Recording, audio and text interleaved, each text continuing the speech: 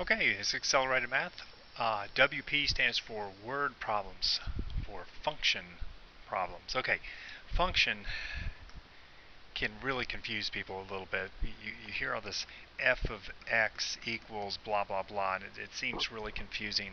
They're just saying, well, let me take the example that we have here, where they're saying the height h, so there's a function called h, and the height of a particular arrow that's shot upward.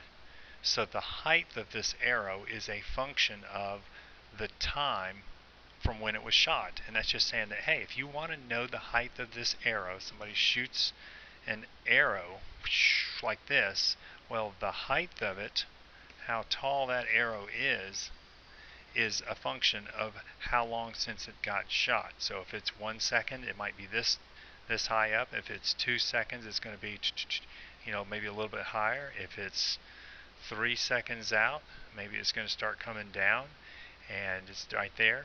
And at maybe 3.5 or something like that, it's actually going to hit the ground, and the height is going to be 0. It's saying there's nothing else that determines the function or the height of this arrow except for time from when it was shot. So the height of the arrow is a function of time, and here it is. 65 times the number of seconds minus 16 times the number of seconds squared, because they're saying t is the seconds. All right. In this case, they're asking to find the height of the arrow when it's 2 seconds. So how do you figure that out? Well, you know what? It's just substitution. We're just taking the 2 seconds and we're putting it into each one of the t's and figuring out what the height of it is. So it's sometimes seen as the h of 2, or what is the height when the time is 2. So we're going to put it in here, 65 times 2 minus 16 times 2 squared. And if you've got a handy calculator, you can just pop that in there. Let's move it over here a little bit so we can see it. We got 65 parentheses. I can do that with this calculator. Some of you have to specify times, minus 16, again parentheses. Some of you have to say multiply, and square it. And then I'm going to hit enter, and I get 66. So that's all it is. Substitution. I got that. It's equal to 66. Alright, and that's in feet. So in 2 seconds, the arrow will be 66 feet off the ground. Alright, don't overcomplicate these things. Here's another one.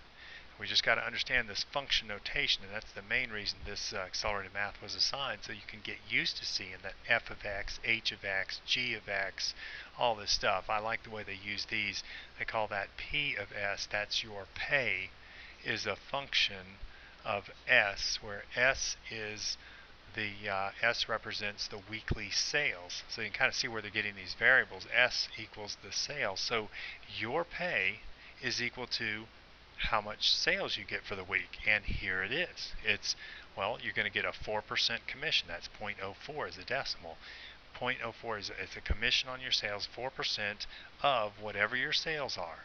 That's why they put the S there, plus $350. The $350 is kind of like you get paid that no matter what, but if you sell something, you get more. And this is common practice in the real business world. Alright, so here they're asking for find P of 2796. Well, what does 2796 represent? Well, it represents the sales. So all you're going to do is substitute 2796 or 2796 in for sales and find out what you get. So it's 0.04 times 2796 plus the 350 you're going to get no matter what you do.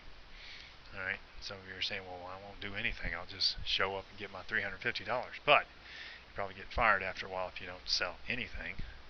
0.04 times 2,796 in sales, good job, plus your $350 base salary, or just for showing up, and you get a total of $461. So look how much more you can make, $111.84, $461.84, I think it was.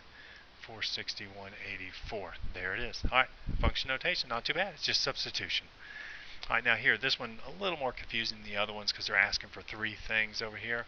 They talk about this total revenue, R. That's going to be our name of our function. So you see it? Alright, so the revenue, now if you're not familiar with what revenue is basically how much money is coming in to the company. It's not profit, it's total money coming in.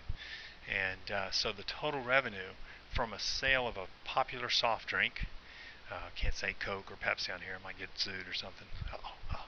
Anyway, so the total revenue R from the sale of a popular soft drink is approximately given by this function. It's saying that, hey, you know what, the revenue that we're going to get is a function of X, where X is the number of years since the soft drink got released.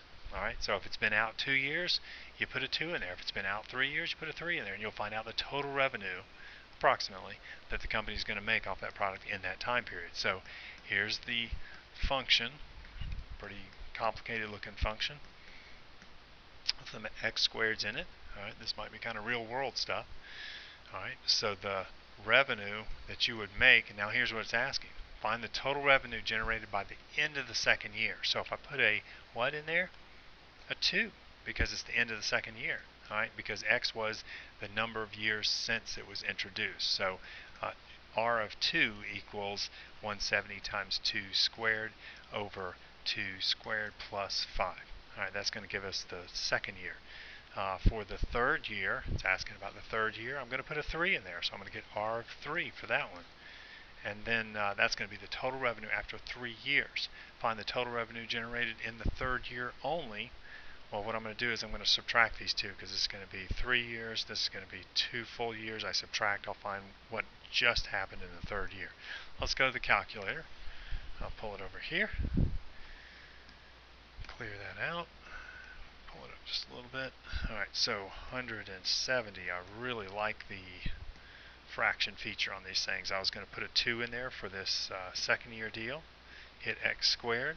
Then I'm going to hit that fraction button, and I can put in the other part, 2 squared plus the 5, and the calculator does all the busy work for me in terms of order of operations.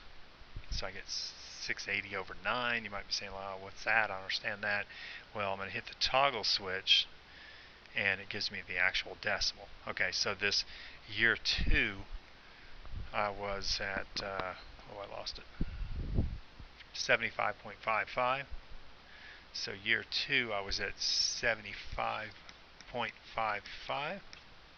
And year 3, nice thing is I can do the up arrow until I get back to that original equation that I have. I hit enter there, and it lets me go back into it and change it. So I can go a little bit easier on a handheld one. So I'm putting a 3 in there where I had the 2 before. So again, it's just substitution. Don't make this more difficult. Come on now. Put a 3 in there. Get out of this thing. I'm not even sure you have to get out, but anyway, get out.